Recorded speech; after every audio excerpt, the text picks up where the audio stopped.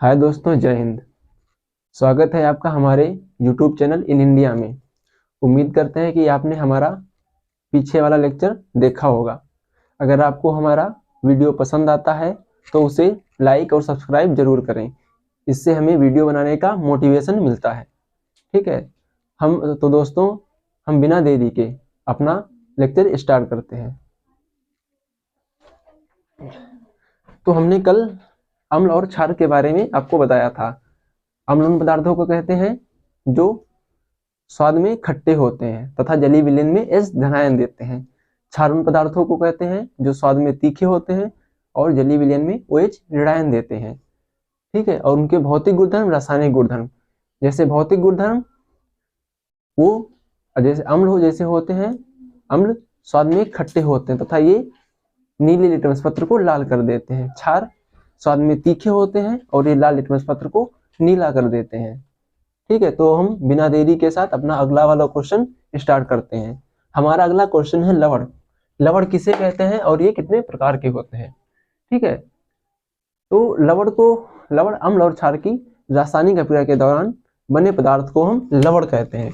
अम्ल व क्षार की रासायनिक अभिक्रिया से बने पदार्थ को लवण कहते हैं। ठीक है, लवण को हम साल्ट भी कहते हैं। साल्ट ये नमकीन टाइप का होता है। ठीक है, जब इसको जीभ पे रखेंगे तो हमें नमकीन टाइप का लगेगा। ठीक है, लवण के प्रकार। अब जैसे ये देखिए, ये हमारा है अम्ल, ये हमारा है क्षार। क्षार ये क्या है? अम्ल। अम्ल जिसमें OH लगा हो, OH उसको हम क्षार कहते हैं, और जिसपे H लगा हो उसे हम अम्ल कहते हैं। ये हमारी अम्ल और क्षार की परिभाषा होती है। इसे हम देख के अम्ल और क्षार को बता सकते हैं। ठीक है, अब देखो, ये सोडियम पे एक धनायन होगा। ठीक है, OH पे एक ऋणायन होगा, हाइड्रोजन पे एक धनायन होगा। ठीक है, क्लोरीन पे एक ऋणायन होगा। अब ये विपरीत आवेश वाले, विपरीत आवेश मतलब क्लोरीन और सोडियम आपस में जुड़कर NaCl लवण बनाएंगे, और OH और H आपस में जुड़कर जल बनाएंगे। ठीक है, लवण के प्रकार। लवण जो होते हैं मुख्यतः 3 प्रकार के होते हैं। लवण मुख्यतः कितने प्रकार के होते हैं दोस्तों? 3 प्रकार के होते हैं। पहला होता है सामान्य लवण। क्या? सामान्य लवण। सामान्य लवण सामान्य लवण हम उसे कहते हैं, क्या है हमारा? सामान्य लवण। सामान्य लवण जिसमें हमको एक ही लवण देखने को मिलेगा, एक लवण।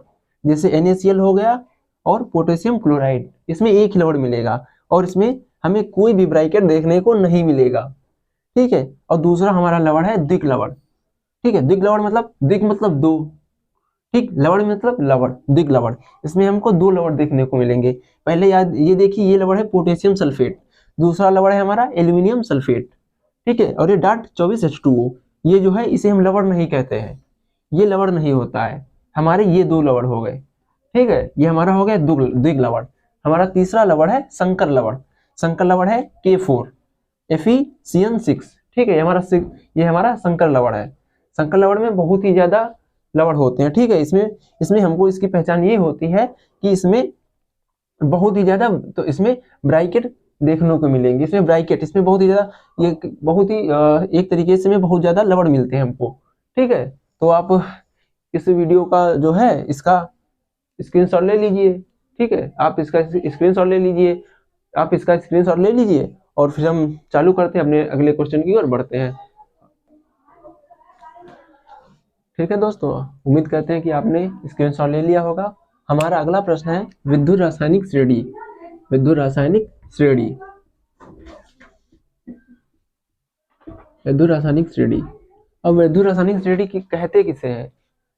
ठीक है, धातुओं को उनकी क्रियाशीलता के घटते क्रम में रखने पर, धातुओं को उनकी क्रियाशीलता के घटते क्रम में रखने पर, धातुओं को उनकी क्रियाशीलता के घटते क्रम में रखने पर जो श्रेणी बनती है उसे हम विद्युत रासायनिक श्रेणी कहते हैं। जो श्रेणी बनती है उसे हम विद्युत रासायनिक श्रेणी कहते हैं। अब इसको याद करने का ट्रिक क्या है? याद करने का ट्रिक, ठीक है, याद करने का ट्रिक है, काशीनाथ का माली आलू जरा फीके पकाता है, कौन है? आगे आओ। ठीक है। अब इसकी गुणधर्म क्या है, ठीक है, हमने विद्युत रासायनिक श्रेणी तो बता दिया आपको। अब इसके गुणधर्म क्या है, गुणधर्म ये है, वो जो ऊपर तत्व होते हैं, ऊपर जैसे ये है, ठीक है, ये अधिक क्रियाशील होते हैं, अधिक क्रियाशील, अधिक अधिक क्रियाशील, अधिक क्रियाशील, अधिक क्रियाशील। और जो नीचे तत्व होता है वो सबसे कम क्रियाशील होता है, कम क्रियाशील, कम क्रियाशील, कम क्रियाशील। कम क्रियाशील क्या दोस्तों, ये ना के बराबर क्रियाशील होता है, ठीक है। हम नीचे जा रहे हैं, नीचे, ऊपर से नीचे, ऊपर पोटेशियम है, पोटेशियम से नीचे जा रहे हैं, पोटेशियम से नीचे, पोटेशियम से हम नीचे जा रहे हैं, पोटेशियम से नीचे जा रहे हैं, ठीक है। हम देख रहे हैं जब हम ऊपर से नीचे जाते हैं, ऊपर से नीचे, तब धातुओं की जो क्रियाशीलता है वो घट रही है। देखिए ऊपर, देखिए अधिक है, अधिक क्रियाशील, नीचे कम क्रियाशील, ठीक है। तो ऊपर से नीचे जाने पर, ठीक है, ऊपर से नीचे जाने पर, ऊपर, ऊपर से, ऊपर से नीचे, नीचे जाने पर, जाने पर क्रियाशीलता, क्रियाशीलता, क्रियाशीलता घटती है, घटती है, घटती है। दूसरी बात दोस्तों, दूसरी बात यह है कि जो ऊपर वाला तत्व है, ऊपर वाले तत्व, जो ऊपर वाले तत्व हैं, ठीक है, जो ऊपर वाले तत्व हैं, मान लो इसके ऊपर ये है, इसके ऊपर ये है, इसके ऊपर ये है, ठीक है, इसके ऊपर ये है। तो जो ऊपर वाले तत्व हैं वो नीचे वाले तत्वों को उनके क्रिया, उनके विलयन से, उनके धातु के विलयन से उनको हटा देंगे, विस्थापित कर देंगे, ठीक है। अब आपको पता है कि जो ज्यादा ताकतवर होता है वो कम ताकत वाले को अपनी जगह से, उसकी जगह से हटा देता है और खुद उसकी जगह पे बैठ जाता है, ठीक है। तो इसको आपको याद करने में ज्यादा दिक्कत नहीं होगी, इसके गुणधर्म समझने में। जो अधिक क्रियाशील है तो ये अधिक ताकतवर होगा, कम क्रियाशील है तो ये कम ताकतवर होगा, ठीक है। और जो अधिक क्रियाशील होता है वह कम क्रियाशील वाले को उसके धातु के विलयन से हटा देता है, प्रतिस्थापित कर देता है, ठीक है। नंबर दो, नंबर दो, अधिक क्रियाशील धातु, अधिक क्रियाशील धातु, अधिक क्रियाशील, क्रियाशील धातु, अधिक क्रियाशील धातु, कम क्रियाशील धातु, कम क्रियाशील, क्रियाशील, कम क्रियाशील धातु को, धातु को, धातु को उसके लवण के विलयन से, उसके, उसके लवण के विलयन से, लवण के विलयन से, लवण के विलयन से, विलयन से हटा देता है, हटा देता है, हटा देता है। अब इसका आप लोग एक एग्जाम्पल देख लीजिए, इसका आप लोग एक एग्जाम्पल देख लीजिए।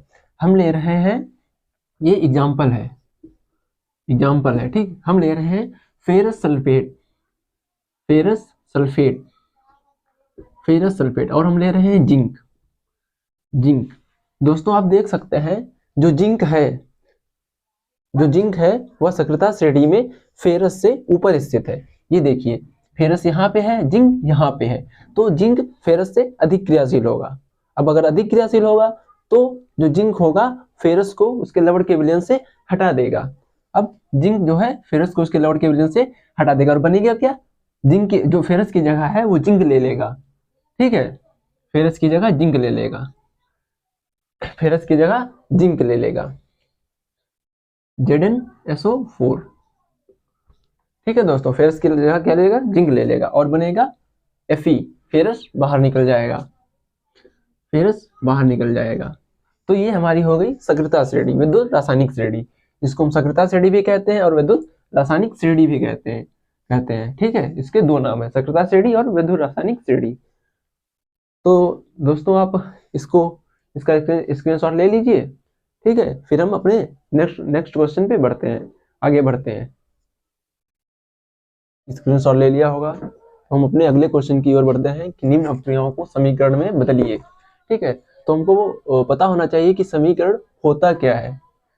समीकरण होता क्या, समीकरण उसे कहते हैं रासायनिक अपक्रियाओं को संकेतों के द्वारा प्रदर्शित करना समीकरण कहलाता है। ठीक है, रासायनिक अपक्रियाओं को संकेतों के द्वारा प्रदर्शित करना समीकरण, रासायनिक समीकरण कहलाता है। ठीक है, तो हमारा पहला जो क्वेश्चन है वो है हाइड्रोजन प्लस क्लोरीन। ठीक है, हाइड्रोजन प्लस क्लोरीन और बन क्या रहा है hydrogen chloride. Hydrogen plus chlorine बन क्या रहा है हाइड्रोजन क्लोराइड। हम हाइड्रोजन को H से प्रदर्शित करते हैं, किससे प्रदर्शित करते हैं, H से। हम हाइड्रोजन को H से प्रदर्शित करते हैं। हमारा पहला जो उत्तर है हाइड्रोजन को हम H से प्रदर्शित करते हैं। चूंकि ये द्विअणुक होता है इसलिए हम H2 लिखते हैं और प्लस। अब आगे क्या लिखा है क्लोरीन Cl। ठीक है, Cl इसको भी हम 2 भी लिखते हैं, ये भी द्विअणुक है। अब जब बन रहा है, देखिए बन रहा है हाइड्रोजन क्लोराइड बन रहा है, तो हम लिखेंगे HCl। ठीक है, अब देखो इसको बैलेंसिंग करो, क्योंकि बैलेंसिंग करना बहुत जरूरी होता है। हमने आपको बता रखा है कि अगर आप बैलेंसिंग नहीं करेंगे तो ये द्रव्यमान संरक्षण के नियम को भंग कर देगा, इसलिए हम इस तरफ 2 से मल्टीप्लाई कर रहे हैं। हमने 2 से मल्टीप्लाई कर दिया है, अब ये हमारा समीकरण तैयार हो गया है। हम बी की ओर चलते हैं, बी की ओर। ठीक है, सोडियम प्लस जल, सोडियम को हम Na से प्रदर्शित करते हैं, Na से प्रदर्शित करते हैं, Na से, और जल को H2O। ठीक है, H2O दोस्तों बन क्या रहा है सोडियम हाइड्रोक्साइड और हाइड्रोजन गैस। सोडियम हाइड्रोक्साइड का सूत्र होता है NaOH। अब जैसे ये जो H2O है इसमें 2 होते हैं, H धनायन और OH ऋणायन। जो H धनायन होगा, ठीक है, H धनायन वो हाइड्रोजन गैस बनाएगा और OH ऋणायन होगा वो सोडियम के साथ जुड़कर, इस पे चूंकि धनायन चार्ज होता है, सोडियम के साथ जुड़कर सोडियम हाइड्रोक्साइड का निर्माण करेगा, NaOH का निर्माण करेगा। और बन क्या रहा है हमारा, हाइड्रोजन गैस। अब देखते हैं हमारा बैलेंसिंग है कि नहीं है। इस तरफ कितने हैं 3, इस तरफ कितने हैं 2 हाइड्रोजन, तो हम इस तरफ 2 से मल्टीप्लाई कर दे रहे हैं, कितने हो गए 4। अब ऑक्सीजन इस तरफ कितने हो गए 2, हम 2 से मल्टीप्लाई कर दे रहे हैं, इस तरफ भी 2 हो गए हैं, तो हमारी जो रासायनिक क्रिया है वो बैलेंसिंग हो गई है। अब हम अपनी नेक्स्ट क्रिया की ओर बढ़ते हैं। आगे हमारी क्रिया है बेरियम क्लोराइड। दोस्तों आपको बता दें कि सूत्र कैसे बनते हैं।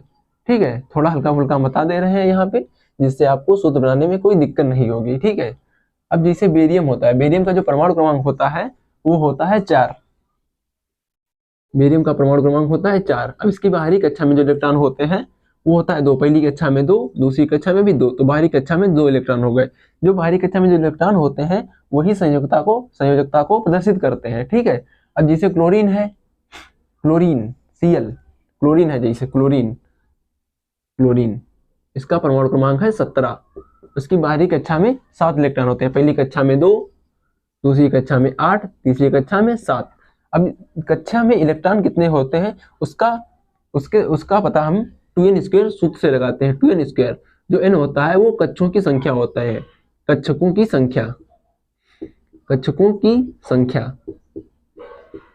की संख्या। अब देखिए, हम अगर n की जगह पर 1 रखेंगे तो हमारा 2 आएगा, n की जगह पर हम 2 रखेंगे तो 2 दूनी 4 और 4 दूनी 8 आ जाएगा। ठीक है, बाहरी कक्षा में 7 इलेक्ट्रॉन हो गए। अब जैसे मान लो आपके 2 दोस्त हैं, ठीक है, आप 2 दोस्त हो, किसी दोस्त को 1 रुपए जरूरत है, 1 रुपए, और दूसरे दोस्त को 7 रुपए जरूरत है।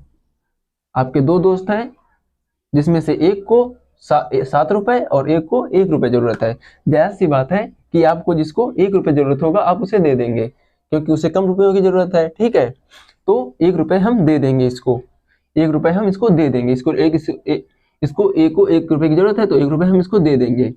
ठीक है, अब जब हम देंगे तो हमें पता है जिसे हम, कोई भी व्यक्ति होता है अगर ऋण कोई चीज लेता है तो उस पर ऋण आ जाता है। ठीक है, ऋण आ जाता है तो ये धनायन हो जाता है, यानी कि वो ऋण में चला गया। तो जो ये होगा क्लोरीन, उस पर माइनस का चार्ज आ जाएगा, माइनस का 1 चार्ज। इसको 1 इलेक्ट्रॉन की जरूरत है तब इसका अष्टक पूरा होगा। ठीक है, तो इस पे 1 ऋणायन चार्ज आ जाएगा, और इसकी संयुक्ता होगी 1। ठीक है। अब देखिए बेरिलियम, बेरिलियम और क्लोरीन। अब बेरिलियम की संयुक्ता कितनी है 2, क्लोरीन की कितनी है 1। अब हम इसकी संयुक्ता जो है हम एक दूसरे को दे देंगे, ये हो जाएगी 1, ये हो जाएगी 2। अब इस सूत्र हमको लिखना है तो Be बेरिलियम, ठीक है, और कितना है ये 2, ये देखो इसके पास 1 आ गया तो हम 1 लिखेंगे। अब क्लोरीन, क्लोरीन के पास कितने आ गया 2, हम 2 लिखें। हमको पता है दोस्तों कि हम एक नहीं लिखते हैं, एक नहीं लिखा जाता है, कोई जरूरत नहीं होती एक लिखने की। तो ये होगा बेरियम क्लोराइड का सूत्र। उम्मीद करते हैं कि आप ये समझ गए होंगे, तो अपनी रिएक्शन की ओर अग्रसर होते हैं। ठीक है दोस्तों, हम मिटाने की कोई व्यवस्था करते हैं फिर बता रहे हैं।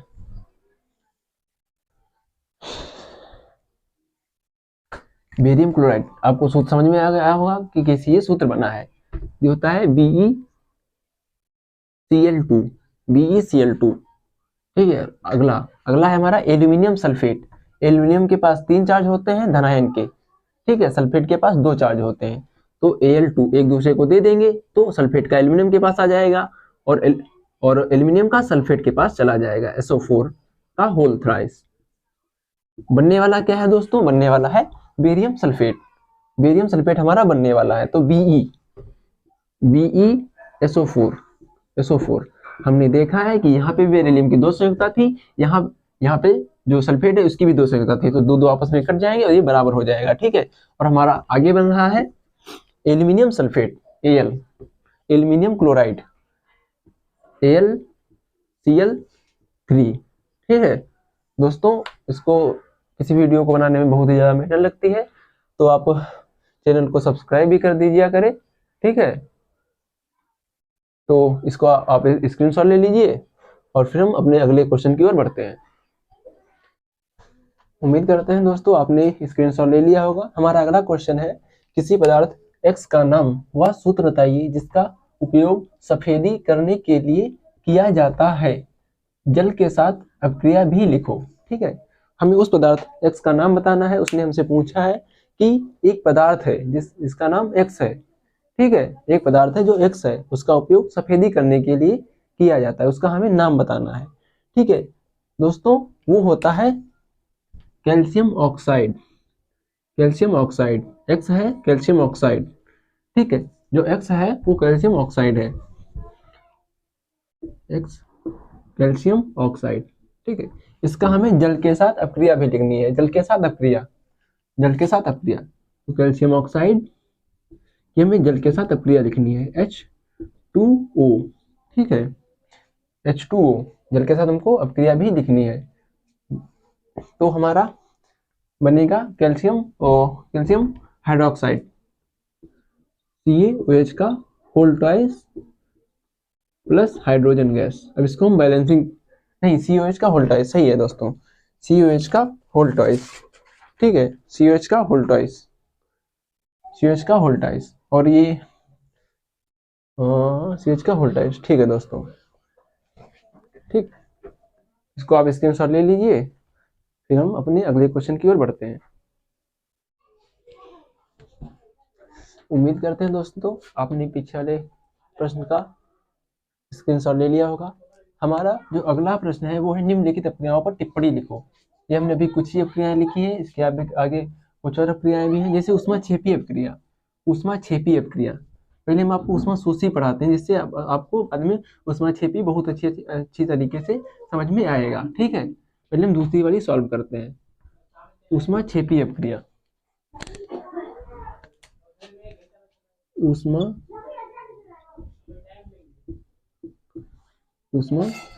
अपक्रिया।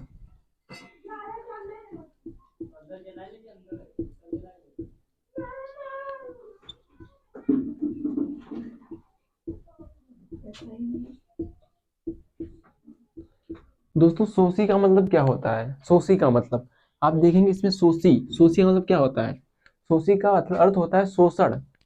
ठीक है, शोषण, किसी से कुछ लेना, शोषण करना। ठीक है, किसी से कुछ लेना, उसको हम शोषी कहते हैं, शोषण कहते हैं। ठीक है, इसको हम क्या कहते हैं, शोषी या शोषण। ऊष्माशोषी अपक्रिया, ऊष्मा की जिसको जरूरत पड़ती है, जैसे मान लो हमने ले लिया है NaHCO3, NaHCO3, sodium hydrogen carbonate. इसको जब गर्म किया जाता है, इसको जब गर्म किया जाता है तब बनता है Na2CO3 plus H2O plus CO2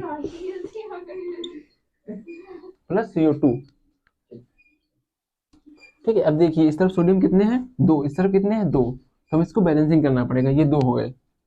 देखिए अब इस तरफ हाइड्रोजन कितने हो गए, 2, इस तरफ हाइड्रोजन कितने हैं, 2।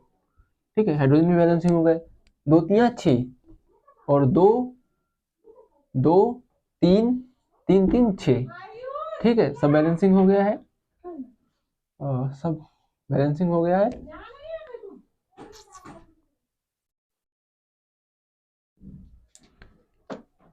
तो ये हमारी हो गई है ऊष्मा शोषी अपक्रिया, ऊष्मा शोषी अपक्रिया जिसमें ऊष्मा की जरूरत पड़ती है।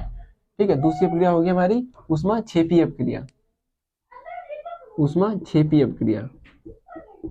ऊष्मा क्षेपी अपक्रिया ऐसी होती है जिसमें ऊष्मा उत्पन्न होती है। ठीक है, उसमें हम वो ग्लूकोज ले रहे हैं, श्वसन, श्वसन एक ऊष्मा क्षेपी अपक्रिया है। ठीक है, श्वसन C6H12O6, C6H12O6। ठीक है, अब ये बनेगा क्या, HCO2 और H2O, वह ऊर्जा मुक्त होगी,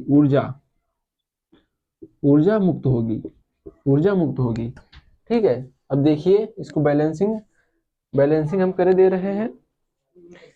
बैलेंसिंग करने के लिए हमको इधर 6 से मल्टीप्लाई करना पड़ेगा, 6, और इधर भी 6 से मल्टीप्लाई करना पड़ेगा। देखो 6 दूनी 12 और 6 दूनी 12 और